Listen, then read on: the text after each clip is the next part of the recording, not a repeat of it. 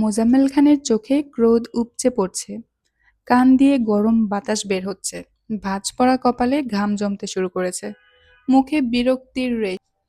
যেই কিছু বলতে যাবে তার মধ্যে আলী আহমদ খান নির্বিকার ভঙ্গিতে হেসে উঠলেন। ভাইজানের হাসির শব্দে থমকে গেলেন মোজাম্মেল খান। বুকের ভেতরটা হঠাৎই কেঁপে উঠল। মনে মনে আওড়ালেন, ভাইজান রাজি হয়ে যাবেন না তো? আলী আহমদ খানের হাসিতে আসাদুজ্জামান সাহেবও বেশ বিব্রত বোধ করছেন।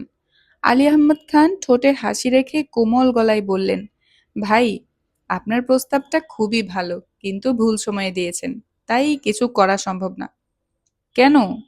ওর মেয়ের কি বিয়ে হয়ে গিয়েছে? আলী আহমদ খান হেসে বললেন, না, এখনো হয়নি, কিন্তু বিয়ে ঠিক। ওহ, ছেলে কি করে?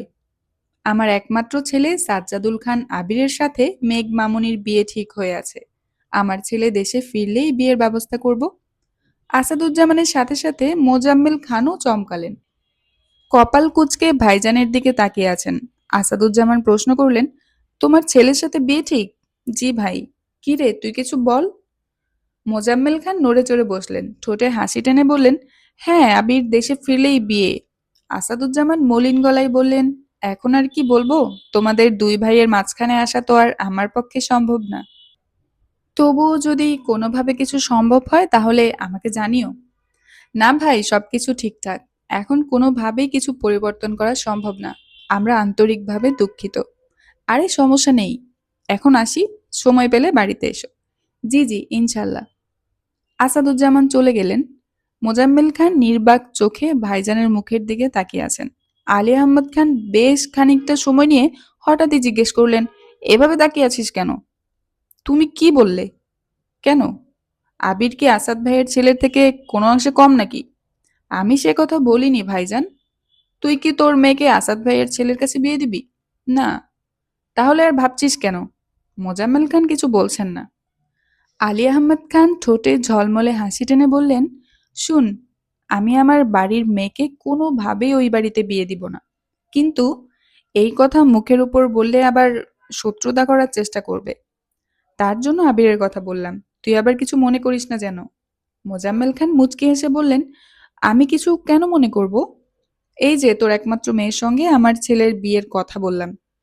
এই কথা তো নতুন না, কত বছর আগের কথা। তখন মেঘের বয়স 5 কি 6। অবুঝ মেয়েটা আবির বলতে একদম পাগল ছিল। কোনো একদিন চা খেতে খেতে দু ভাই গল্প করছিলাম। আবির মেঘ বড় হলে দুজনের বিয়ে দিয়ে আমরা দু ভাই বেয়াই হব। ভাইজান, মনে আছে তোমার? হ্যাঁ, মনে আছে। তখন কেন, আমি এখনো বলছি, তুই রাজি থাকলে আমি মেঘ মামুনিকে আমার ছেলের বউ করব। তানভীর, মেঘ আমার ছেলেমেয়ে হলেও আজ অবধি তোমাকে না জানিয়ে কোনো সিদ্ধান্ত আমি নেইনি। আমার মাথার উপর যতদিন তোমার হাত থাকবে, তোমার সিদ্ধান্তই আমার শেষ সিদ্ধান্ত হবে। তোমার মতামতে দ্বিমত করিনি আজও, আর করবও না। এই ব্যাপারে আমার কোনো আপত্তি নেই। কিন্তু এখনকার দিনে আমাদের কথায় কিছুই হবে না। ছেলে মেয়েদের ইচ্ছের বিরুদ্ধে বিয়ে দেওয়া অসম্ভব বিষয়। আবির দেশে আসুক, ওর মনের অবস্থা আগে বুঝি। আলী আহমদ খান গম্ভীর কণ্ঠে বললেন, সেটাই ভালো হবে। দেখি কি হয়। ঠিক আছে ভাইজান। মেঘরা গ্রামে এসেছে 3 দিন হতে চলল। আগামীকাল সকালে ঢাকায় ফিরে যাবে। তাই সবার মনটা কিছুটা খারাপ। এই কয়েকদিনেই গ্রামটা কত আপন হয়ে গিয়েছে। দুপুরের পর থেকে আকাশ মেঘলা। ইহজগতের ভাবনা ভুলে মেঘ ডুবেছে মায়া কাননে। আষাঢ়ের দিনের মতো আকাশ সেজেছে ভয়ঙ্কর রূপে। কিছু সময়ের ব্যবধানে বৃষ্টি শুরু হয়েছে। টিনের চালে টিপ টিপ বৃষ্টির শব্দে হৃদয় আঙিনায় শুক পাখিরা ডানা ঝাপটাতে শুরু করেছে। বারান্দায় দাঁড়িয়ে হাত বাড়াতেই বৃষ্টির ফোঁটা হাতের সাথে সাথে মনটাকেও ভিজিয়ে দিয়েছে। টিনের চালে অনবরত বৃষ্টির ফোঁটার শব্দে হৃদয় জুড়ে স্নিগ্ধতা মিশ্রিত ভালোবাসা বিচরণ করছে। মিম রুম থেকে ছুটে এসে মেঘের পাশে দাঁড়িয়ে আহ্লাদে কণ্ঠে শুধালো, আপু, বৃষ্টিতে ভিজবে? চলো মাঠে যাই।